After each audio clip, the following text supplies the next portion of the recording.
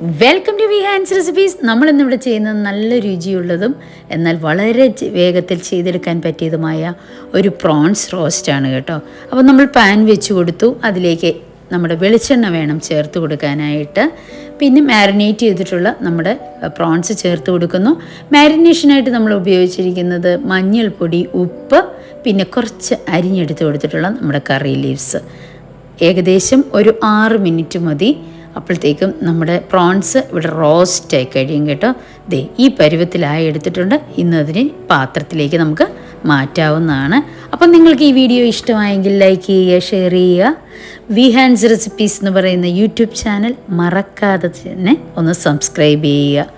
അപ്പം ആ പാനിൽ തന്നെ നമ്മൾ വീണ്ടും കോക്കനട്ട് ഓയിൽ ചേർത്ത് കൊടുത്തു. 1 ടേബിൾ സ്പൂൺ ഉണ്ട്. അതിലേക്ക് ചതച്ചെടുത്തിട്ടുള്ള ഇഞ്ചിയും അരിഞ്ഞെടുത്തിട്ടുള്ള നമ്മുടെ ഗാർലിക്കുമാണ് ചേർത്ത് കൊടുത്തത്. ഇനിയും ഇത് ഒന്ന് ചെറുതായിട്ട് റോസ്റ്റായി വരണം. അപ്പോഴത്തേക്കും നമ്മൾ പച്ചമുളക് ചേർത്ത് കൊടുക്കുന്നുണ്ട്. പച്ചമുളക് നമ്മുടെ എരിവിനനുസരിച്ച് വേണം ചേർത്ത് കൊടുക്കാനായിട്ട്. അടുത്തതായിട്ട് നമ്മൾ ചേർത്ത് കൊടുക്കുന്നത് നമ്മുടെ സവോള ഒരെണ്ണവും കുറച്ച് കൊച്ചുള്ളി. ഞാൻ ഏകദേശം ഒരു 10 കൊച്ചുള്ളിയോളം ഇവിടെ ചേർത്തിട്ടുണ്ട്. കൂടുതൽ കൊച്ചുള്ളി ഇഷ്ടമാണെങ്കിൽ അത് ചേർത്തെടുക്കുക. നല്ല ടേസ്റ്റാണ് കേട്ടോ കൊച്ചുള്ളി തന്നെ ചേർത്ത് കൂടുതലായിട്ട് എടുത്താൽ.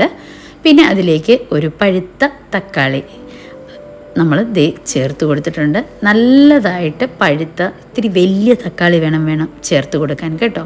അപ്പോഴേ നമുക്ക് അതിന് പരുവത്തിനുള്ള പുളിപ്പ് കിട്ടത്തുള്ളൂ. പിന്നെ ഇത് വെന്ത് വരുന്ന സമയത്ത് അതിലേക്ക് 1 ടീസ്പൂൺ വരുന്ന ഗരം മസാലയും 1 ടീസ്പൂൺ വരുന്ന നമ്മുടെ പെപ്പർ പൗഡറും കൂടെ ഒന്ന് ചേർത്ത് കൊടുക്കണം. ഇനിയും ഇതൊന്നുകൂടെ ഒന്ന് മിക്സ് ചെയ്ത് കൊടുക്കുന്നു. പിന്നെ അതോടൊപ്പം നമ്മൾ ചേർത്ത് കൊടുക്കുന്നത് നമ്മുടെ 1 കൈപ്പിടി വരുന്ന തിരുമ്മിയെടുത്തിട്ടുള്ള തേങ്ങയാണ്.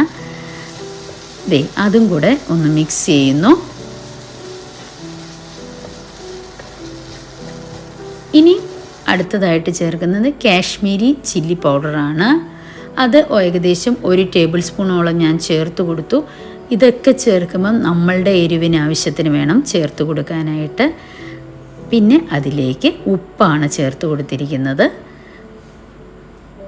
ഇനി നമ്മളിതെല്ലാം ഒന്ന് മിക്സായി കിട്ടാനായിട്ട് കുറച്ച് വെള്ളം കൂടെ ചേർത്ത് കൊടുക്കുന്നു.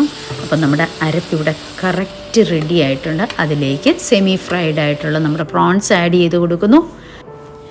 വീണ്ടും ഒരു 3 മിനിറ്റും കൂടെ കുക്കിംഗ് മതി. അപ്പം നമ്മുടെ prawns roast ready. Thanks for watching V hand.